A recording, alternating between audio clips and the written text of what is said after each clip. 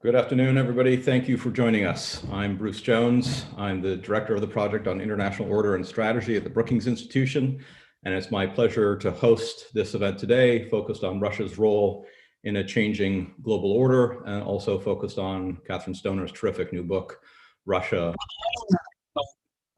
We have several hundred people with us on the call today. That doesn't happen without quite a lot of effort from the back office team, so to speak. I want to start by thanking Kristen Bellel, Adam Twodorsky, and Suzanne Schaefer for helping put on today's event. Virtual events are almost as much work as in-person events, so my warm thanks to them. My thanks to the audience for joining us, and of course, a very warm thank you to the panel members for joining us at Brookings today. I'll introduce you in just a quick moment. I just quickly want to give a shout out to two additional people who helped draw attention to the event. President Biden and Vladimir Putin were so kind as to schedule their summit the day after this event. I thought that was rather nice of them to help draw attention to Catherine's book. So we'll cover the issues of the summit, but we're going to start with the book. It's a terrific panel to talk about Russia and Russia-U.S. relations today. I'll first start with Catherine Stoner, who is the author of Russia Resurrected. She's the deputy director of the Freeman Spogli Institute for International Studies at Stanford University and a senior fellow at the Center for Democracy, Development, and the Rule of Law on faculty at Princeton University for several years, and the author of several previous books on Russian governance and on post-communist Russia, and obviously the author of the book we're here to talk about today. Paul Post is an associate professor of political science at the University of Chicago and a non-resident fellow at the Chicago Council on Global Affairs. Primarily writes about alliances and international organization dynamics, very innovative in his use of quantitative data to study international security dynamics, all of which have frequently brought him to focus on Russia's unusually expansive role in international crisis and international security questions. His most recent book is Arguing About Alliances. He's also by far the best academic tweeter I know of, including on questions of international order and grand strategy. Our own Fiona Hill is the Robert Bosch Senior Fellow in the Center for the United States and Europe in the Foreign Policy Program at Brookings. In the early 2000s, she was the National Intelligence Officer for Russia and Eurasia at the National Intelligence Council. She's written extensively about Russian foreign policy throughout her career, including most recently a major book with Cliff Gaddy called Mr. Putin, Operative in the Kremlin. And then most recently, and rather famously, served as Deputy Assistant to the President and Senior Director for Eurasian and Russian Affairs, European and Russian Affairs at the National Security Council from 2016 to 2019. So it's a terrific panel with which to discuss Russian issues. I want to start, Catherine, with you. I'm going to provoke you by reminding you of two famous formulations about Russia. One by President Obama shortly after the annexation of Crimea, in which he dismissed Russia as a, quote, regional power. Thought it was an odd formulation at the time, given that the region in question was Europe, but nonetheless, that was his formulation. And then even more colorfully, John McCain used to refer to Russia as a gas station with nuclear weapons. Having read your book, I take it you disagree.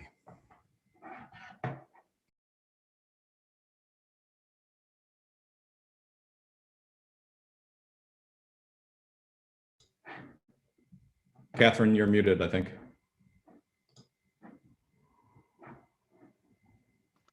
Okay, we were group muted, but I managed to get myself back here. Well, first, thank you very much, Bruce, for having me, and thank you to Fiona and to Paul and to the Brookings team for putting this together. And yes, thank you to Mr. Putin and Mr. Biden. Wow, great timing. It probably has to do with more than me and my book, however. So right, the book gets at this issue of conflicting perceptions, really, of power, and in particular of Russian power and Russia's role in the world. So as you mentioned, Mitt Romney, John McCain, rather infamously made these remarks about Russia being little more than a gas station with nuclear weapons. I think John McCain, it was a gas station masquerading as a country. Mitt Romney, it's a gas station nuclear with nukes, he said a year or so after that. And Barack Obama, really hurting Vladimir Putin's feelings, called it a regional power in 2014. And I think what we're starting to see, and the reason that I wrote this book, is that there was a kind of traditional way of looking at power in evaluating Russia this way. And frequently people say Russia is punching above its weight. And so I wanted to see if that was true, or maybe whether or not we were, thinking of power in sort of narrow realist terms. Because I think what McCain and Romney are thinking of, and Obama, was that in comparative terms, Russia has, a GDP of about $1.7 trillion compared to the US's of, over 20 trillion. China's is over 14 trillion. Russia's, just for comparative, perspective, is about the same as Canada's at 1.7 trillion. Its population is, 144, 145 million people, depending on whether or not you count Crimea in there since 2014. U.S., of course, we have about 325, 330 million people. China, way over a billion. Russia spends about a tenth of what the U.S. does on its military.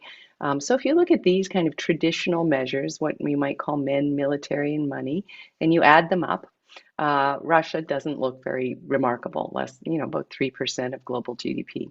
And yet it's been tremendously disruptive in international politics. And so I think dismissing it in the way that McCain and Romney and even Obama did, where he was insinuating it was only influential in the former Soviet region, underestimated what Russia has the ability to do. And I think partly that's because they thought of power in these traditional terms, and they were unaware of some of the changes that have transpired in Russia in 30 years. So the book goes through evaluating the means, that is men, military, and money, these traditional means of power. But it also looks at geographic domain, where Russian influence has expanded in the last 15 years in particular, and then the policy scope, in what particular policy areas Russia is engaged, and its weight, how important it is. So I'll just say that that I hope the book makes two corrections in how we think about Russia. That first of all, Russia has considerable tools, power tools. That it's not just punching above its weight, but that it's actually pretty weighty in some areas. Once we look beyond the traditional measures of men, military, and money, and that power is multidimensional. And it is contextual, right? So if a good hand of cards in bridge isn't necessarily a good hand of cards in poker. It depends on the context of the game, of course. And a country's power tools can be good enough, as Russia's are, to be tremendously disruptive, depending on the context. And then the second corrective is the characterization of Russia as weak, I think is outdated. And so while you, Bruce, quoted Obama and Romney, and I added Romney, and you quoted McCain as well, I could add Phil Breedlove, also speaking in 2015, saying that Russia's trying to change the Cold War settlement using force, or Generals Dunford, for example, and Odera saying Russia is an existential threat to the United States.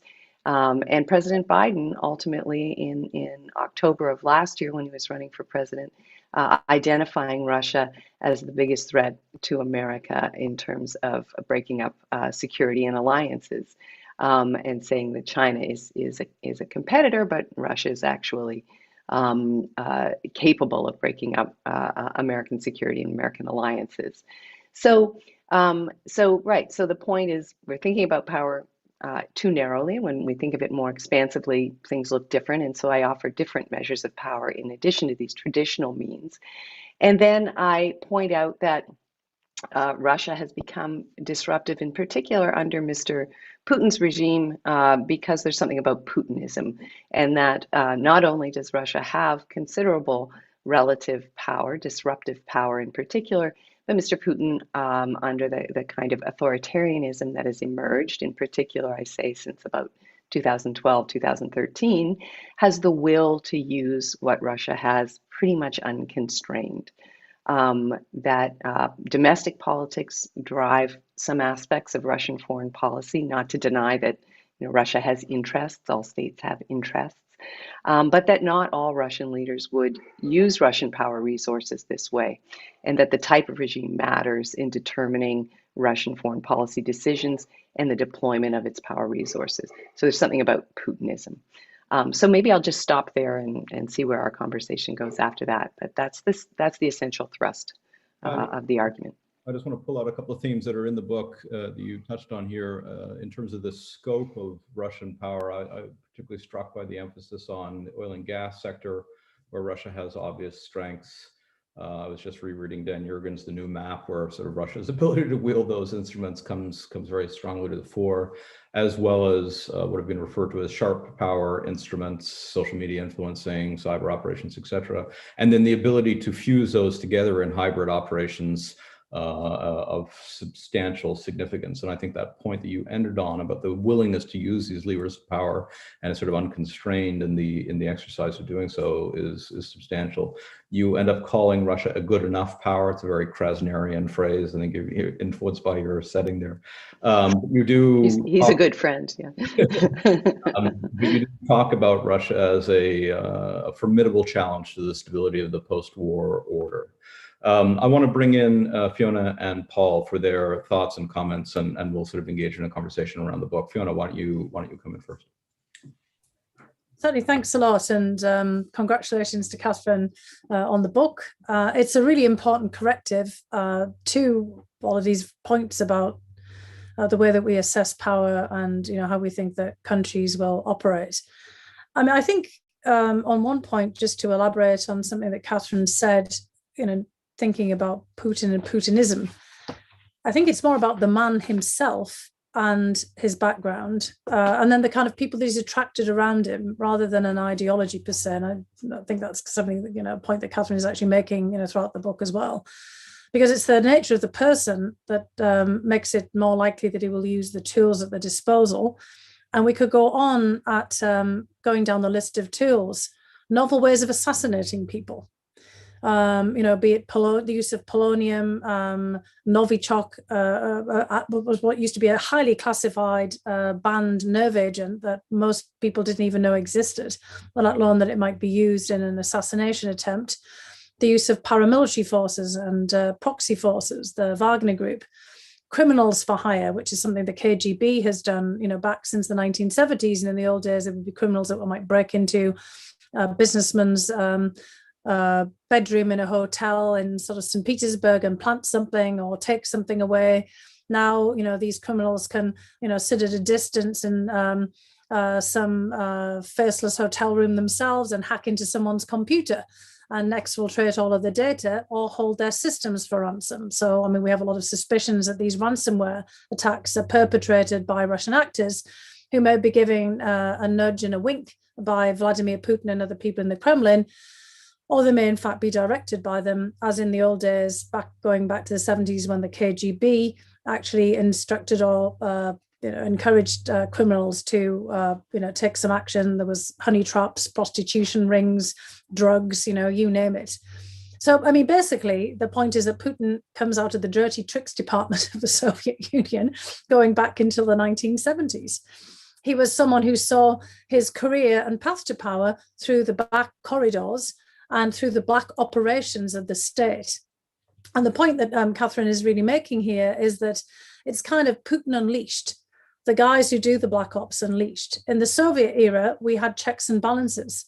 It was actually a more predictable era, and the ruthlessness was somewhat constrained, even though, when we look back, there were plenty of assassinations.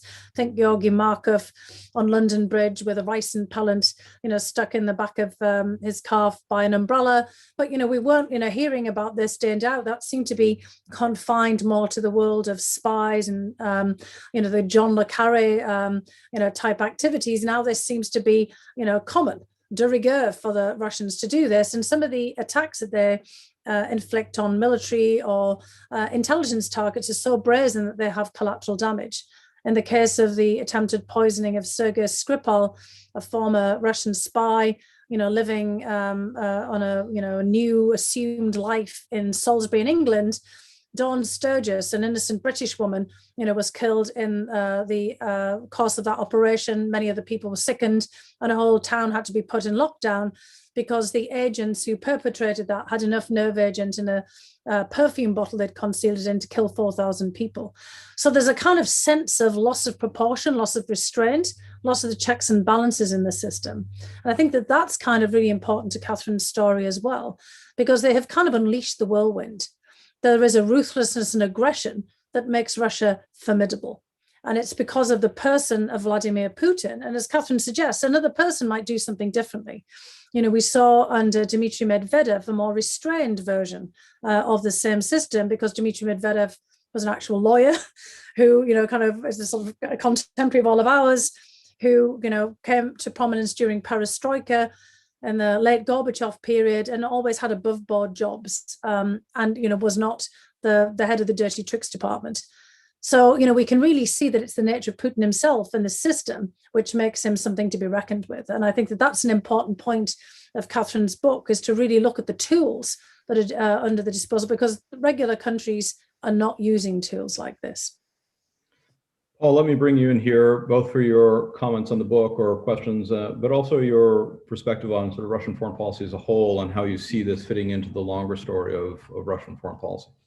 Absolutely. And first of all, Bruce, thank you for the invitation to participate in this. And thank you, Catherine, for allowing me the privilege of reading this book. I really enjoyed this book. I sent out a tweet about it this morning, and I really mean that. This is a book that in the research I'm doing right now, I'm going to be continually referring to it.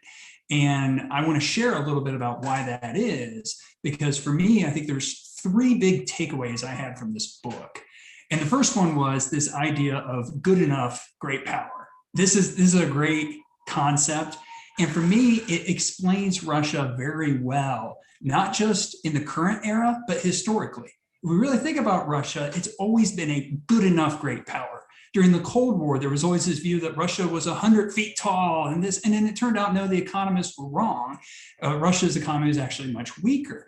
Same thing going back prior to World War I. There was this view that, oh yes, the Russian war machine is going to start cranking. Well, no, it turns out it's actually really hard to get the Russian military moving, and they have mobilization issues. Russia, this was part of the reason why people talk about that, well, communism kind of skipped several steps when it was implemented there, because they went from an agrarian society straight to that. And so Russia has always been this good enough, great power, except the difference is, and this is something I really like from the book, is today we tend to underestimate Russia in this regard. Whereas in a lot of those cases I talked about in the past, we were overestimating Russian power, Russian ability, Russian influence. And so I think that Russia's kind of been the same. It's our perception of Russia that has very much changed. And of course, we could talk about the end of the Cold War in the 1990s being a big reason why maybe now we're underestimating, whereas in the past we were always overestimating. So this is one big theme from the book that I think is just very important to take away. And again, I really like that phrase of good enough, great power. And I'm going to see myself using that a lot, because it really works well for Russia, but I could also see for a host of other countries as well. And this actually leads to another big point about, well, why is it that Russia is a good enough, great power?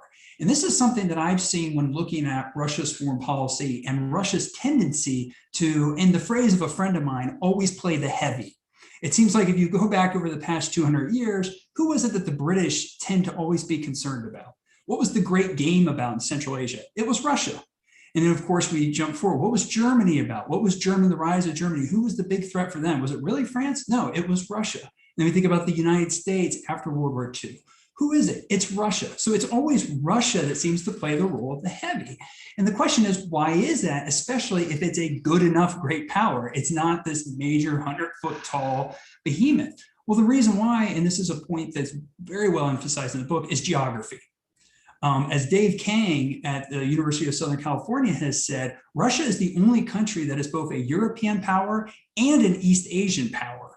And it's simply because of geography. You don't have to have the same economic base that the United States has when projecting power simply means going across your border. And because of Russia's border, how many countries it borders, this land mass, it can easily project power to East Asia, Central Asia, the Middle East, the Arctic, and Europe, as well as the near abroad, as it likes to refer to the former Soviet republics. So it's possible for Russia to do this with a much lower economic baseline than, say, the United States, where, of course, because of the United States geographic position, we have to be able to send in an aircraft carrier group. We have to be able to have long-range bombers. We have to have these capabilities just because it is much more difficult, more expensive for us to be able to project power. But for Russia, that's never been the case. The big challenge for Russia has always been internal mobilization. And if you go back historically, that was the big dispute between France and Russia when they were allies, was the French were frustrated about Russia not doing enough to improve their railroads so they could actually mobilize internally. But it's never been a matter of Russia having to have the same economic baseline for power projection. And so I think that that is a key point that comes out in Catherine's book. It's a point that I'm finding in my own research about Russia historically, and it's a point that I know I'm going to be coming back to again and again. So I really like that this is there. Also, because I think this is a point that's very much underappreciated in general, the role of geography in international politics. My colleague at the University of Chicago, John Mearsheimer, is famous for using the phrase, the stopping power of water. But I think most of us have to really take that more seriously, that Russia doesn't face that to the same extent as the United States does. This leads then to the third point, the third big takeaway from the book. And it actually dovetails very nicely on a topic that Fiona was just bringing up in her remarks, which is thinking about the role of Putin. And for me, I had a little bit of a different takeaway from the book. For me, when I was reading this book, a book that kept coming to mind for me was A.J.P. Taylor, famous historian. And not his famous, the book that most people refer to him as, which is The Struggle for Mastery in Europe, but his book, The Origins of the Second World War, which was published in 1960. And the reason why this book at the time was controversial, and the reason why it was controversial is because he was taking on the claims at the time that the war in Europe was solely the fault of Hitler. It's like, if you remove Hitler, you do not have a war in Europe. And what he was pushing back against was, well, yes, Hitler had certain character traits. Hitler had a certain risk tolerance that other leaders didn't. But he pointed out that it was the nature of the German system that enabled someone like Hitler to come to power. He also pointed out that there was something about the structure of Europe at the time that made it tolerable for someone like Europe to come to power. Namely, that the British were willing to say, you know what? Hitler, I think in the phrase of Halifax, the foreign minister, is our, quote, bulwark against Bolshevism. They were willing to tolerate someone like that because of the other strategic interests that these powers had. And so Taylor was pushing back against this idea of just simply saying it's this person and their unique personality. He's saying, yes, that person has a personality. Yes, that person has a risk tolerance. But we need to think about how the system enables someone, both the domestic system as well as the structural international system, enables someone like that to be in power. And for me, that really speaks to the question about Putinism. Yes, there is something about Putin, but if it wasn't Putin, would there be someone else who would be in power who would also want to use these levers and use them in unique ways and use them in ways that other powers don't use them and have this same type of high-level risk tolerance that we don't see of other countries? So that's the third big point that I took away from this book. But again, I really enjoyed reading this. It gave me a lot to think about, and I know I'm going to be constantly referring back to it. So thank you so much. Great. And now this is an important theme that I wanted to pull out, because I do think the three of you have slightly different takes. These are nuances, but there is a slight difference in take about sort of the sort of structure of geography and history, the nature of the system, the role of the individual. They're all three of you write about the interaction, but you do put slightly different emphasis or weightings on them. So Catherine, maybe you want to react to what Fiona and Paul have said and bring to that part of the book, the nature of the patronage system, the nature of the resource accumulation, and the way that drives some of Putin's behavior. Sure. Well, first, thank you, Fiona and Paul, for generous comments and reading the book. I really appreciate it. It was definitely fun to write, and it went in a different direction than I necessarily intended at the beginning, when I thought actually I could write a quick and dirty, more or less pamphlet that corrected Mr. Putin's perception of the Russian power relative to the United States. getting to the kind of the one of the, just in reacting to Paul on the estimates of power. One of the quotes in the book of Mr. Putin, and he himself is paraphrasing, I think without attribution, Churchill and Talleyrand, that says Russia is never as weak as thought, but never as strong as it wants to be. So, historically, I would agree, this has been an issue in terms of properly gauging or calibrating Russia's relative influence globally.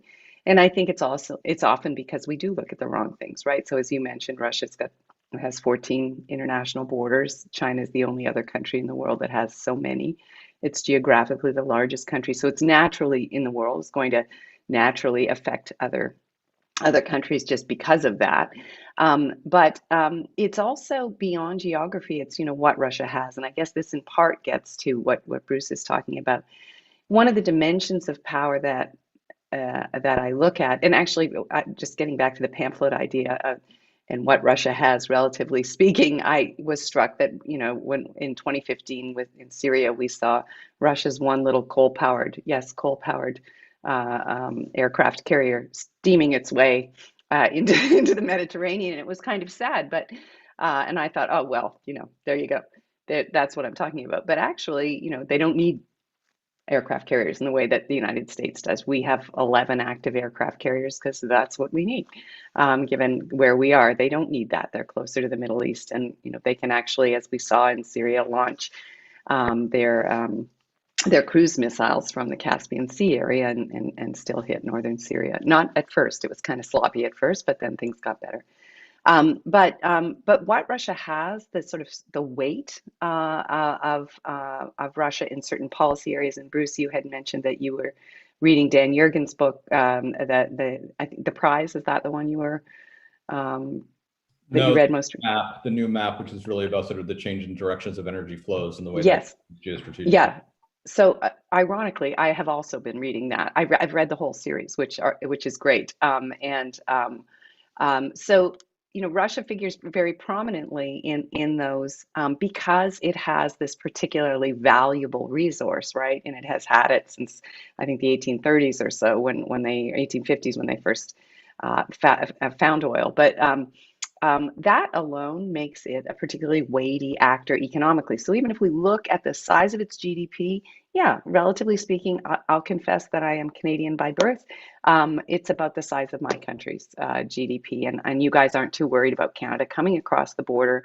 And well, actually, Bruce, you're a countryman as well, coming across the border and, disrupting American elections or whatever.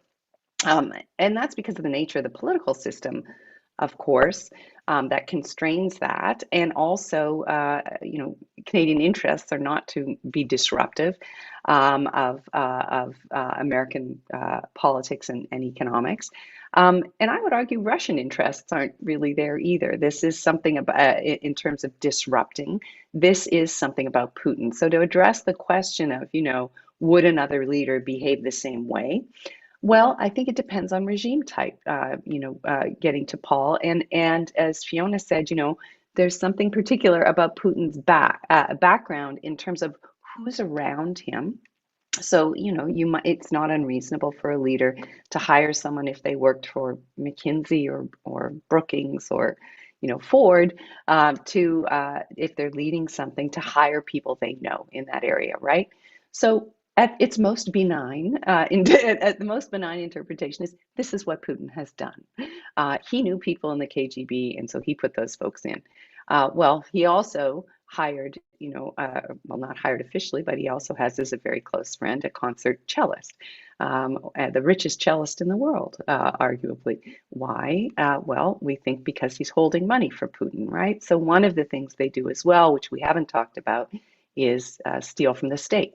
And so, they benefit from having control over state assets and making risk of using those assets public while taking, gains into their personal possession. So, why does this regime act this way? Well, one, it is because of Putin's background, as Fiona noted, but two, this is also, as I call it, and I'm using, in part of a term that Henry Hale has used and others have used. It's a patronal, autocratic, and now very personalistic authoritarian system. There is a group around Putin that benefits from controlling the state and those assets. And for now, until we all drive electric cars, and I think I have successfully convinced my husband to get a Tesla out here, but we have to wait now because of supply chain problems. And it's only 2 to 3% of the American population is driving electric cars. Very even smaller percentage around the world. 80% of the world's energy is coming from carbon exports or carbon sources. Pardon me. Who's sometimes number one, sometimes number two in global carbon exports? Russia.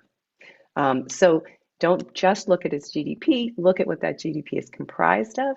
And yes, it's export revenue dependent. In the long run, that's not good for Russia. In the long run, they need to diversify their economy. But I would argue that this regime doesn't really look at the long run. There are some efforts, as I document in the book, at diversification. They also sell nuclear plants. They also sell weapons. But there's underinvestment in R&D. So I think another sort of thing to note about this regime is that its time horizons are quite short, right? The long run, as it turns out, could be 5 to 10 years at most. And also some of the conflicts it's trying to get in are, it must win because it's existential for this particular group of actors around Putin to remain where they are. So I do think it's a particular kind of system led by a particular kind of person. So I guess typically Canadianly, I come down in the middle between Paul and Fiona. Canadians disrupt international affairs by penetrating academic and think tank institutions rather than power. I'm going to pivot to the summit in a minute, but before I do, Fiona, I want to ask you, let's leave aside the politicians.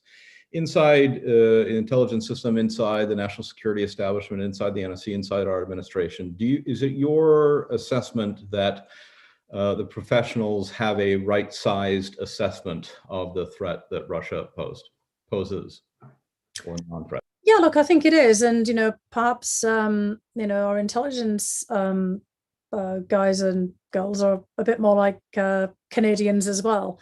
Because, obviously I posed, my views of the sort of Putin phenomenon rather starkly from, picking up on some of the issues in Catherine's book. But of course, there's, a lot of structures around Putin that are intrinsic in the state and things that Yeltsin did, by amending the constitution. In fact, when Catherine and I were both together in grad school doing our PhDs, in fact, back in the 1990s, that facilitated the rise of Putin. The checks and balances were stripped away. There was a constitution that became hyper-presidential.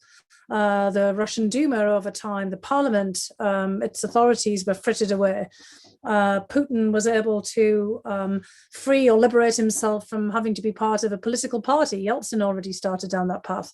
Catherine and I were actually sitting in the same graduate seminars with Professor Tim Colton at this time, studying it all in real time. And so, we actually remember a lot of these themes and the way that this developed. So, Paul is right. There's a lot of things that are inherent in the system, and that another person succeeding Putin could avail themselves of many of the same tools. But the peculiarity about Putin, which is what our intel, guys and others focus on, is that he is a black ops, dirty operations guy from the intel world. And he thinks like a strategic planner. I mean, he doesn't have, Clausewitzian goals. Think more Ho Chi Minh and, burying under and, subversion and, kind of other means of kind of getting at the enemy. And he does think about all of this illicit tools. So when Catherine made the point, which I think is an extraordinarily good and important one, about looking at the composition of GDP and oil and gas and trying to leverage oil and gas, I mean, we see them doing that. And of course, time may not be on their side over the long term, but as Catherine's saying, this is a very short-term group of think around Putin, although Putin's short term happens to be up to 2036 right now, which is a bit of a long term, but I think they're betting that hydrocarbons won't have completely be gone by then, even if Catherine is already starting up the trend of everyone getting Teslas and they're more affordable now. And, they're kind of banking on the fact that somehow still out to 2036 will be mostly in a hydrocarbon world. And they're not seeing a great urgency to run out to renewables, although frankly, the recent developments on the boards of companies like ExxonMobil could accelerate that. So we'll see. Catherine may be well ahead of the trend, not just in writing the book, but also in her car purchase. But the other point is that Vladimir Putin and others have not just, as I was mentioning, nasty substances, paramilitary forces, criminal hackers and ransomware, teams, for example, but they also have a lot of illicit finance. So there's a lot of off the books money that's stashed away. And that is another element that we've got to factor in. And I think it's one that we're coming to the, to response to your question, to understand even more so about how important that might be. So Russia, kind of got kicked out of the G8. It's no longer, kind of within the G20, kind of one of the major financial players on the official licit finance side. But on the illicit finance side, I would argue that Russia is one of the most consequential players. And part of the problem is our own vulnerabilities. There's been a lot of meetings and events on the London laundromat, where oligarchs in Russia and, Kremlin influencers are parking their money in London. There's the huge book by Catherine Belton, former FT, another investigative journalist, Putin's People. She's now being sued by oligarchs left, right, and centre in London for the information that she has unearthed, showing that she was onto something. I mean, Catherine, touches on some of this as well, but hopefully won't be sued. I don't think your book has laid yourself open to this, but you are laying out the same issues. Careful. We'll be careful here. But the point is that illicit finance is insidious and it's incredibly powerful.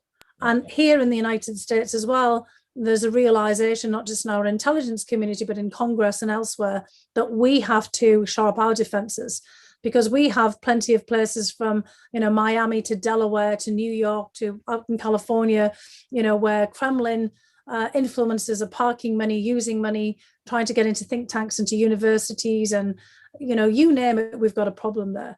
And so I think that is something we're helping to, figure this out. And I think Catherine's book really helps to frame this in the appropriate way of really making us very careful about how we're thinking about this, the tools that we use and how power can be measured, because illicit power is very significant. Paul, I want to give you 1 minute if you want to come in on any of these themes before we shift to the summit.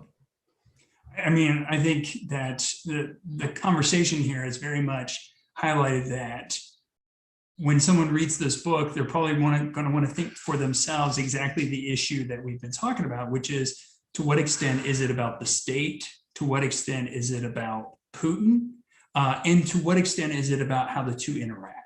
And for me, I really think that that's what's key. I wouldn't question at all that there are certain characteristics about Putin's background that makes him particularly more risk tolerant or willing to use more black ops, even cyber, all sorts of different, if you will, sharp power, as the phrase was used in the book and is used elsewhere, sharp power tools. But I do think that the nature of the system, NATO expansion, pushback to NATO expansion, something that Putin likes to latch on to, as well as the domestic system, makes it so that someone like Putin is in power. And I think that that's, to me, really a key thing. But again, I think that this is highlighted that someone will have to read the book to see for themselves which way they would fall in terms of that interpretation. Good, which also should encourage them to buy the book at Amazon.com or BarnesandNoble.com or your favorite local bookstore. Let's shift to the summit. It seems to me that of all of the areas of Biden's foreign policy so far, he's least clear on what he wants out of the Russia strategy, other than a sense of like, please let this go away so I can focus on the things I really want to do. But and that requires a degree of predictability and stability in the Russia relationship. That does not strike me, reading the book and knowing Fiona and listening to Paul, predictability and stability do not strike me as the things that are most likely to emanate from Putin's Russia. So I want to do a quick answer from each of you, and then we'll do a longer discussion. A quick answer from each of you. Should Biden have gone to this summit, and will anything come out of it? Catherine, you go first. So it is peculiar that he did it, and in a sense, it looks like he's rewarding Putin for kind of bad behavior. Recall that in April, when this invitation went out, there were purportedly about 100,000 or so troops, Russian troops, amassing on the Ukrainian border, and so once an offer of a direct one-on-one meeting was made, those troops were, well, a few of them left anyway. We're not sure how many. Maybe Fiona knows more on that. So it looks as though, there's a causality there. It may just be that there's correlation.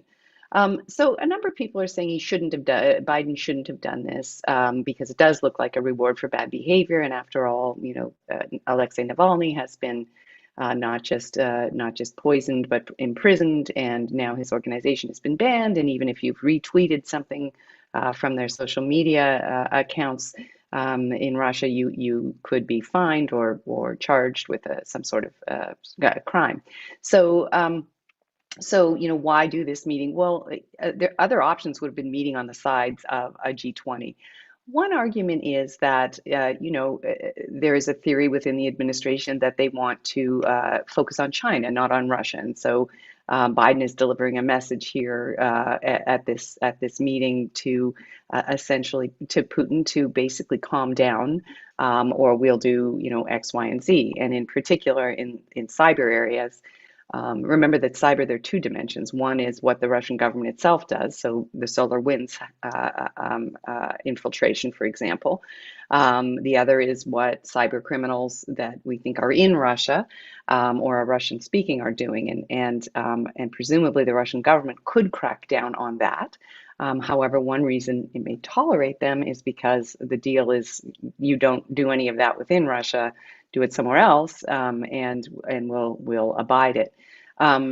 So it could be to deliver that message. It could also be to pursue this strategic stability, which is to inject some predictability into nuclear arms control, and that should be attractive to Russia as well.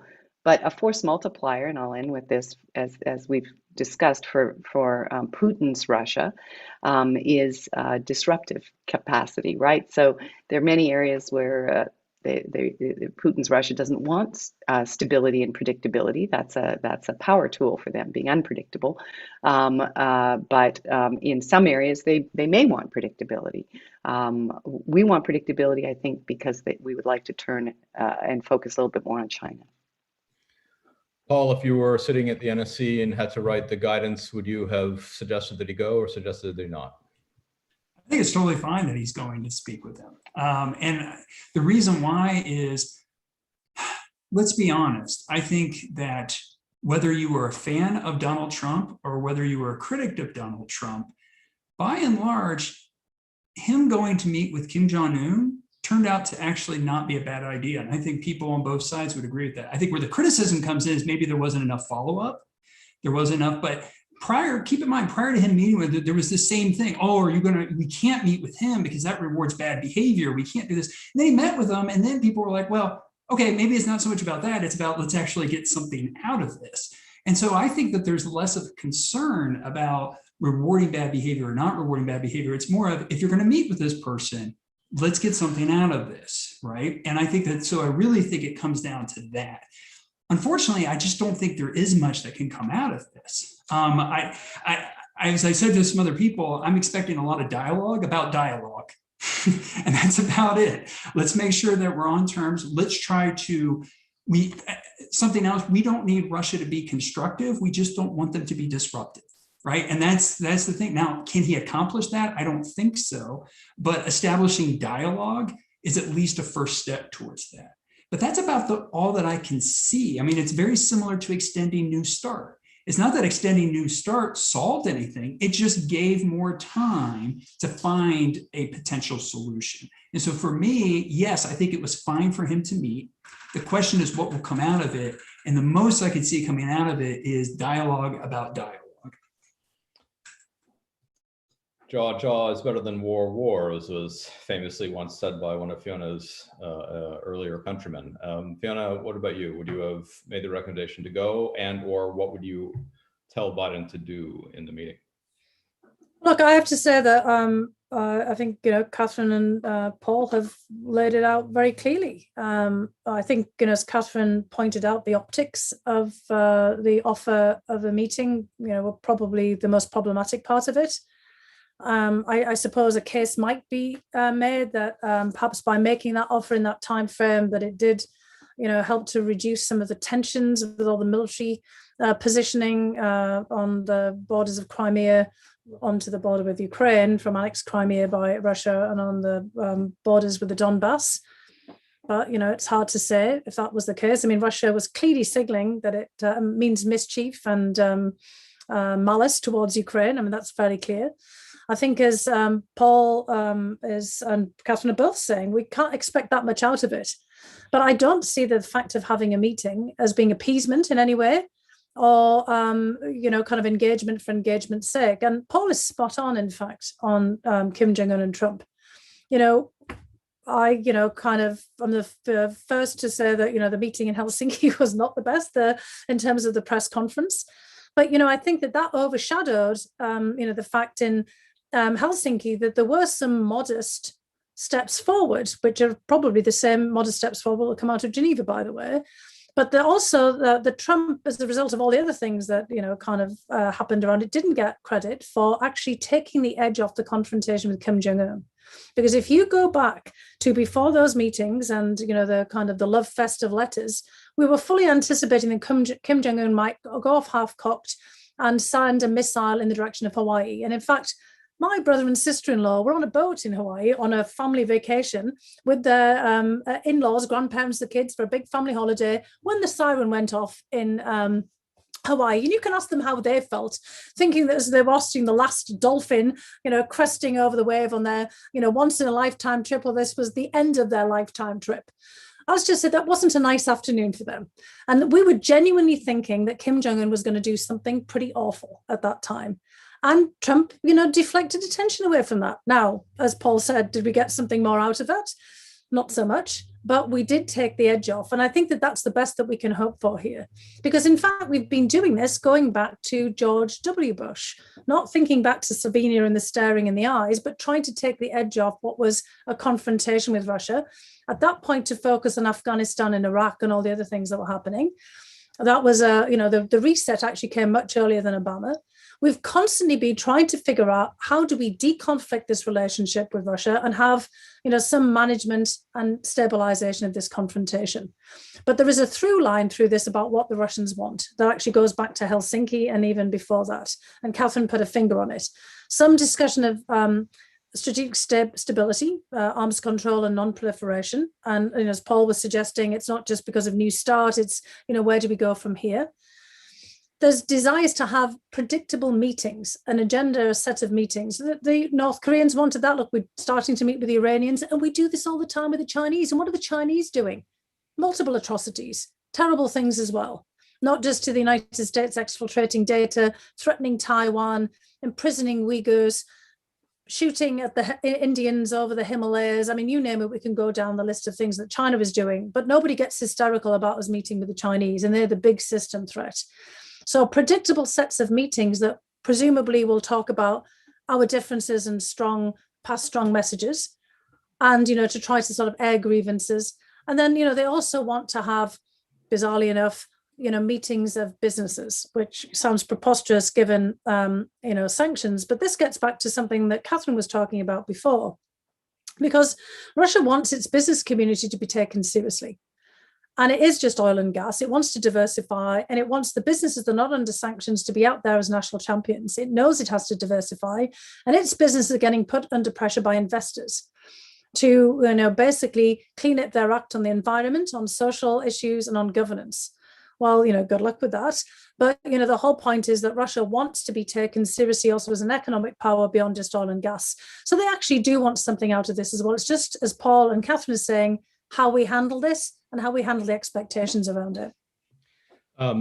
It's actually a very good pivot to a point that I want to try to bring in at least part of the remainder of our time, which goes to a really important passage in Catherine's book, When you're looking, Catherine, at the geographical scope and the kind of policy scope, you make this point that Russia's ability to influence activities in different regions and in different policy areas is amplified by its relationship to China and to India. And that has always struck me as quite important. If I think about the last 10 years or so, it seems to me we've often seen a system where, whether this is actually coordinated or simply understood, in a sense, Russia's out there at the sharp edge of tweaking the West. China's sitting back a little bit, but it provides a degree of economic and diplomatic cover to a lot of what Russia has done. And so I'm curious as to your thoughts about to what extent Russia would be behaving the way it is behaving were it not for that sort of top cover from China in terms of the U.S. relationship. India is maybe a slightly different question. Let's focus on China for now. Catherine, just your thoughts on I would say that it is, I call it in the book a force multiplier, and I think there's some debate about the closeness of the relationship between China and Russia. So remember, there's China and Russia, and then there's Putin and Xi, and the interests of the men don't always overlap perfectly with the interests of the countries. Maybe more so with Xi than with Putin. But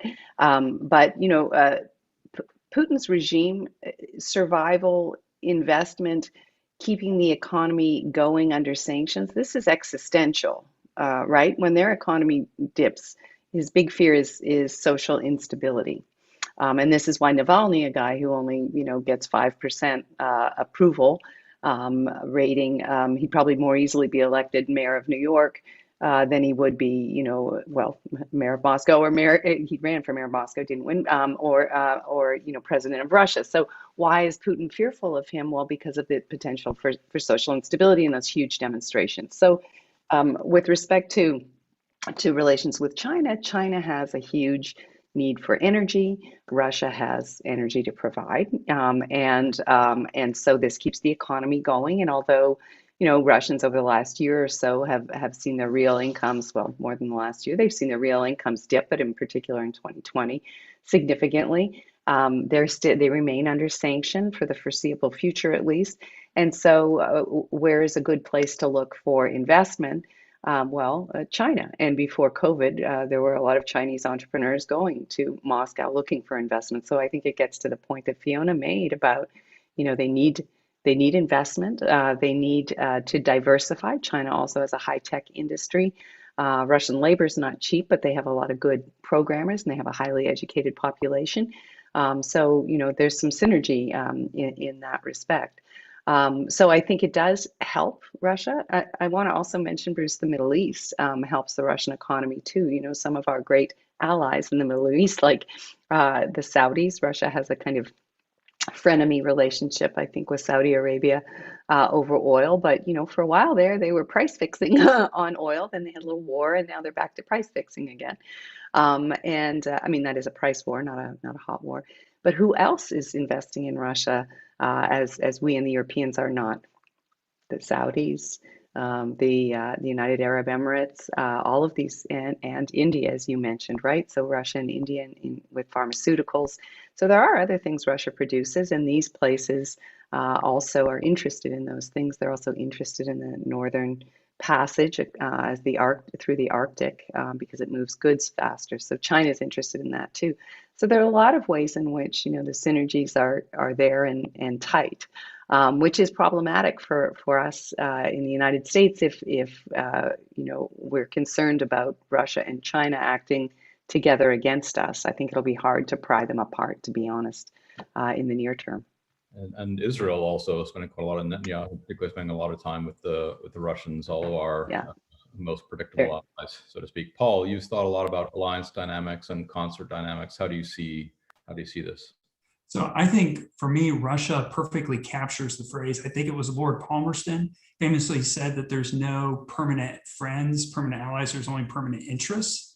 And I think that Russia has always perfectly captured that unlike the ideas of, a Western alliance or Western system and so forth, Russia has always been throughout its history kind of this country that has just taken advantage of the situation as necessary, has been very defensive. Some people would even say it's the perfect realist state, right? When we think of realism, it was rarely formed because we thought about Russia's behavior, which is kind of an idea that I'm wanting to develop more further in other work.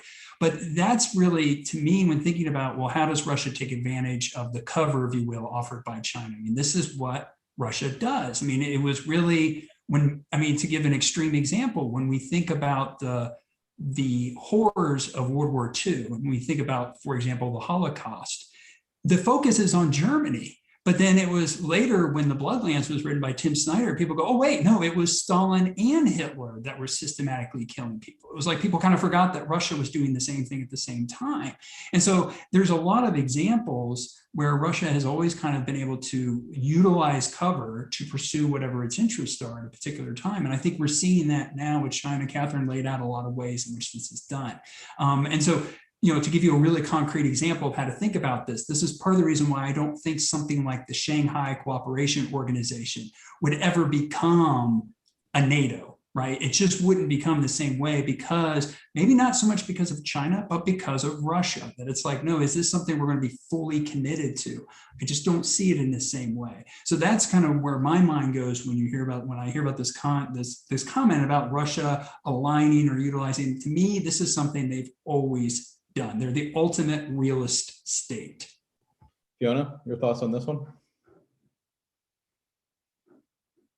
Sorry, I had my sound off there. I completely agree with Paul. I mean, I think that, perhaps the Russians wouldn't use that term, but that's exactly, the way that they approach things. And, Catherine really lays that out in the book. I mean, for Russia, they also see allies as dependents, and they don't want to have any. Putin always talks about there being a very small number of truly sovereign countries in the world. And he would put Russia up there and China, and then he hesitates before he adds the United States, because he sees the United States as alliances, not as a form of strength, but a form of weakness. And ironically, that's what Trump thought too.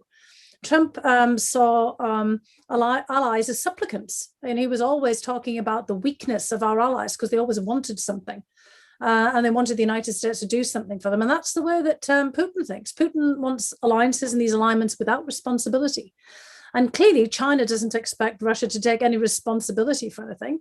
In fact, Bruce, as you were kind of laying out there, there is, certain, perspective that China may have on, Russia as well. And as, Catherine, is laying out, Russia might get some top cover, but it's not always getting, kind of an assist from China. In fact, when Russia annexed Crimea, China didn't recognize it and actually encouraged the Central Asian states at a conference, I think it was actually of the Shanghai Cooperation Organization at the time in Tajikistan, also not to recognize it.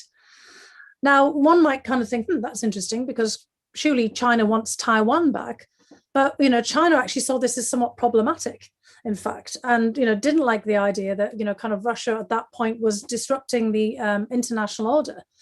And in fact, Russia's annexation of Crimea could cause some problems for Russia with China down the line. And, I think that this kind of comes out in that slight awkwardness of, the relationship as, Catherine is sort of describing. It looks like a strategic partnership. It looks like a lot of alignment, Russia doing a lot of the heavy lifting, being the heavy, as Paul put it, for China by constantly tweaking and clubbing, the West and, these smaller players. But Russia also sits on a whole bunch of former Chinese territory.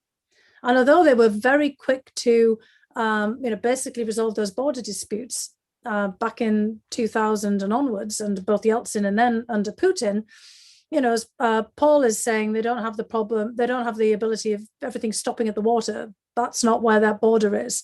They've got a border that's as long as Canada and the United States. And as Catherine's saying, apart from you and Bruce infiltrating, we're not too much worried about what Canada's going to do. But Russia and China and the Soviet period, they had clashes on that border along the Amur River. And China, nationalists unleashed, not the state itself, often make comments about that being part of Chinese territory. So at some point, if things changed, what's to stop China, not now, but somewhere way down the line, doing a Russia with Crimea? Because Russia had actually recognized Ukraine's sovereignty over Crimea back in 1994. But then Putin said, well, circumstances changed. Well, circumstances might change with China. So I think there are a lot in that longer term of issues that, we might want to contemplate. But in the shorter term, as Catherine's saying, they're not thinking about that. In the shorter term, they're out on their subversion. Somewhere down the road, they might want to balance things out a little bit, but we're just not there yet. And as Keynes famously said, in the long term, we're all dead. Yeah, I think that's what Putin thinks, but not until before 2036. Catherine, 30 seconds, final thoughts from you before we have to close. Well, first, thank you all for, again, the time and attention to my book and the kind comments. And we live in fascinating times, and Russia is always important, but I think it's particularly important right now, as we're seeing. And thank you very much for the discussion, and I look forward to continuing it.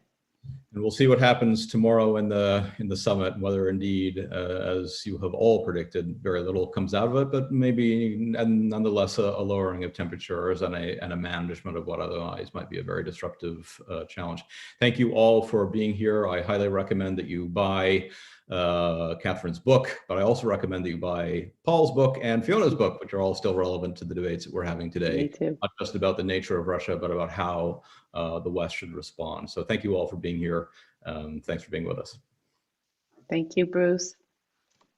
Thank you.